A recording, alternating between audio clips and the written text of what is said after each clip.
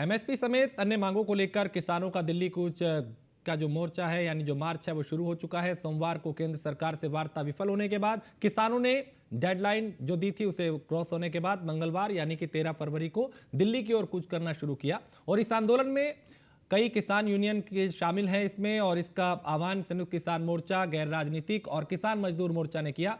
यह आंदोलन एक बार फिर से पुराने किसान आंदोलन की याद दिलाता है जिसके तहत किसान दिल्ली की सीमाओं पे 1 साल तक जमे रहे थे। इसके बाद केंद्र सरकार को 3 कृषि कानून वापस लेने के लिए मजबूर होना पड़ा। वहीं राकेश टिकैत ने भी कहा कि अगर इन किसानों पर अत्याचार हुआ तो वो दिन दूर नहीं जब वो भी एक्टिव हो जाएंगे और इस आंदोलन में शामिल होंगे।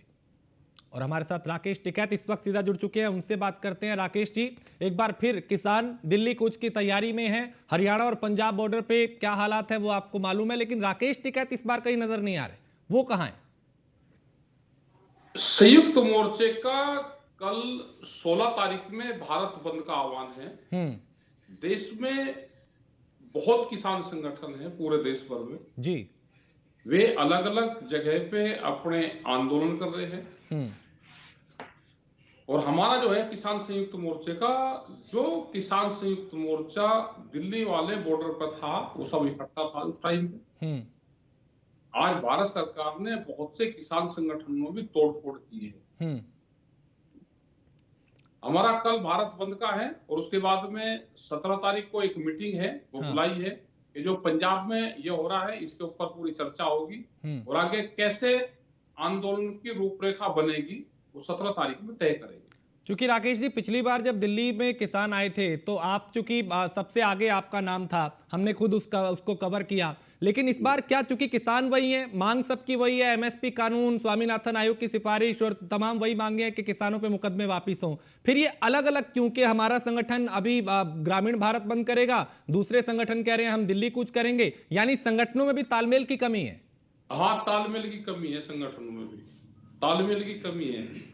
अभी तो एक नया संगठन और आएगा, वो चंडीगढ़ में बैठेगा और वो एसवाईएल की बात करेगा।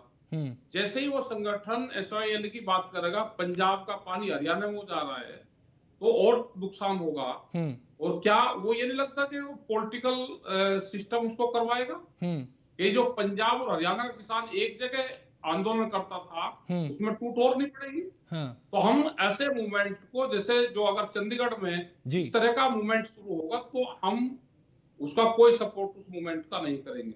लेकिन वो भी किसान संगठन के नाम से होगा। लेकिन जो ये हरियाणा में बॉर्डर पर रुका, ये कोई खट्टर सरकार के खिलाफ आंदोलन था ही नहीं, ये तो भारत सरकार के खिलाफ है।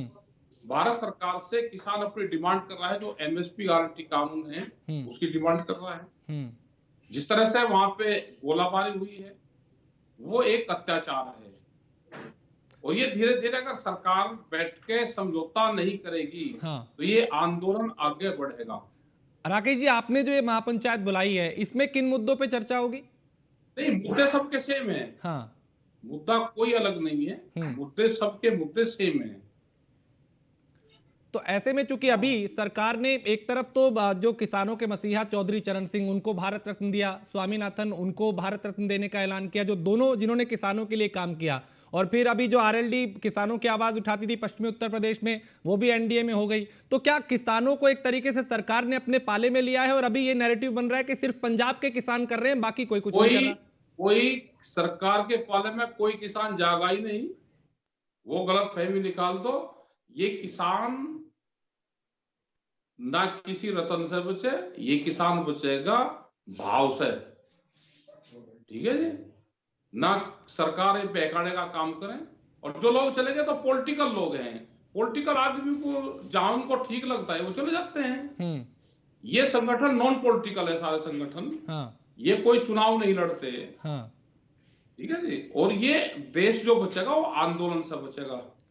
तो राकेश जी, पंजाब के किसान ने तो एक बार फिर ये बिगुल फूंक दिया कि हम आंदोलन करेंगे, लेकिन उत्तर प्रदेश का किसान गायब है। क्या ये मान ले कि जो अभी भारत रत्न देने का ऐलान किया उसने कहीं ना कहीं यूपी के किसानों को संदेश दिया कि सरकार किसानों के लिए काम कर रही है, क्योंकि पंजाब में दूसरी सरकार है? अरे बात तो सुन लो, पंजाब इकट्ठा हो जाए, वो सब इकट्ठा हो रहे हैं तो कोई दिक्कत नहीं है।